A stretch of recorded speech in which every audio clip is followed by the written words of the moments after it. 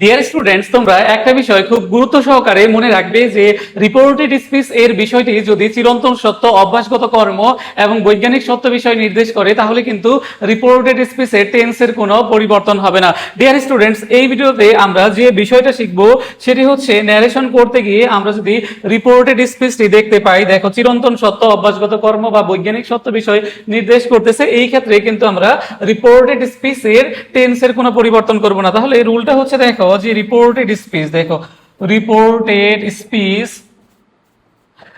এর দ্বারা, দেখো রিপোর্টেড স্পিচ এর দ্বারা যদি কি করে, দেখো চিরন্তন সত্য, চিরন্তন সত্য, তারপর দেখো যে বৈজ্ঞানিক সত্য,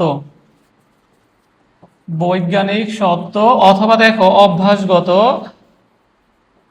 অভ্যাসগত কর্ম কি করে নির্দেশ করে, নির্দেশ করে, তবে তবে কি হবে না, দেখো রিপোর্টেড স্পিচের টেন্সের পরিবর্তন হবে না, পরিবর্তন হবে না। খুব ভালো করে মাথায় রাখবে যে রিপোর্টেড স্পিচের দ্বারা যদি চিরন্তন সত্য, বৈজ্ঞানিক সত্য বা অভ্যাসগত কর্ম নির্দেশ করে, তবে রিপোর্টেড স্পিচের টেন্সের কোনো কি হবে না, দেখো টেন্সের কোনো পরিবর্তন হবে না। এই জায়গাটা তোমাদের অবশ্যই মার্ক করে মুখস্থ করে রাখতে হবে, এটা খুবই গুরুত্বপূর্ণ নিয়ম। এখান থেকে প্রায়শই বিভিন্নভাবে প্রশ্ন আসে, তোমাদের ইন্টারমিডিয়েটে প্যাসেজ নারেশনে এই ধরনের প্রবলেম দেওয়া হয়, আবার অ্যাডমিশন টেস্ট এবং চাকরি বাকরির পরীক্ষায় এই ধরনের প্রবলেম থেকে প্রশ্ন আসে। তাহলে রিপোর্টেড স্পিচের দ্বারা যদি চিরন্তন সত্য, বৈজ্ঞানিক সত্য, অভ্যাসগত কর্ম নির্দেশ করে, তাহলে রিপোর্টেড স্পিচের টেন্সের কোনো কি হবে না, পরিবর্তন হবে না। ডিয়ার স্টুডেন্টস, দেখো প্রথম যে বিষয়টা দেওয়া আছে, দেখো যে he said to me I take tea regularly. তাহলে এখানে দেখো যে অ্যাসার্টিভ সেন্টেন্স নির্দেশ করতেছে, আবার রিপোর্টিং ভার্বের দেখো অবজেক্ট আছে, তাহলে সেইডের পরিবর্তে কি হবে, টোল্ড হবে। তাহলে এখানে কি হবে, হি টোল্ড মি। এখন দেখো অ্যাসার্টিভ সেন্টেন্সে কমা এবং ইনভার্টেড কমার পরিবর্তে কি বসে, তোমরা সকলেই জানো, দ্যাট বসে। তাহলে হি টোল্ড মি দ্যাট। এখন দেখো এই আইটা কাকে নির্দেশ করতেছে, দেখো এই হি কে নির্দেশ করতেছে, তাহলে এটা কি হয়ে যাবে, দেখো হি। এখন এই যে এটা দেখো যে I take tea regularly present indefinite টেন্সে রয়েছে, এটা তো অভ্যাসগত কর্ম বোঝাচ্ছে, তাহলে এখানে টেন্সের কোনো পরিবর্তন হবে না, অর্থাৎ প্রেজেন্ট ইনডিফিনাইট টেন্সেই হবে।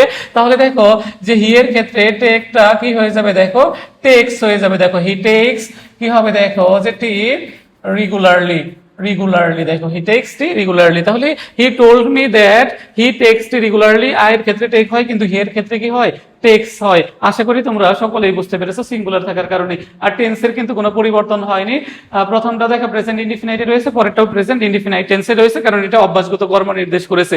অনুরূপভাবে দেখো যে the teacher said to the students honesty is the best policy. তাহলে এটাও অ্যাসার্টিভ সেন্টেন্স, সেড টু আছে, তাহলে এখানে টোল্ড হবে। তাহলে এখানে কি হবে, দেখো the teacher told the students।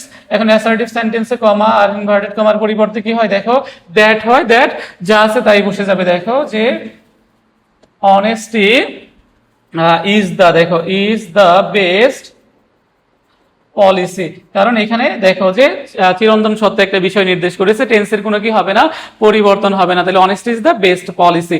আবার দেখো যে he said ice floats on water, তাহলে এখানে কি হবে, দেখো হি সেড কমার ইনভার্টেড কমার পরিবর্তে কি হবে, দেখো যে দ্যাট আই যা আছে তাই বসে যাবে। দেখো আইস ফ্লোটস অন ওয়াটার, কারণ এটাও দেখো চিরন্তন সত্য নির্দেশ করতেছে, এটা প্রেজেন্ট ইনডিফিনাইট টেন্সে আছে। আমাদের উত্তরও করতে হবে কোন টেন্সে, প্রেজেন্ট ইনডিফিনাইট টেন্সে। তাহলে মাই ডিয়ার স্টুডেন্টস, যে বিষয়টা আমরা শিখলাম সেটা হচ্ছে রিপোর্টেড স্পিচ এর দ্বারা যদি চিরন্তন সত্য, অভ্যাসগত কর্ম বা বৈজ্ঞানিক সত্য বিষয় নির্দেশ করে, তাহলে কিন্তু আমাদের রিপোর্টেড স্পিচ এর যে টেন্সটা থাকবে, এই টেন্সের কোনো কি করা যাবে না, পরিবর্তন করা যাবে না। আশা করি তোমরা সকলেই বুঝতে পেরেছো। এই আশা রেখে এই ভিডিওটি এখানেই শেষ করতেছি। Thank you all for watching me.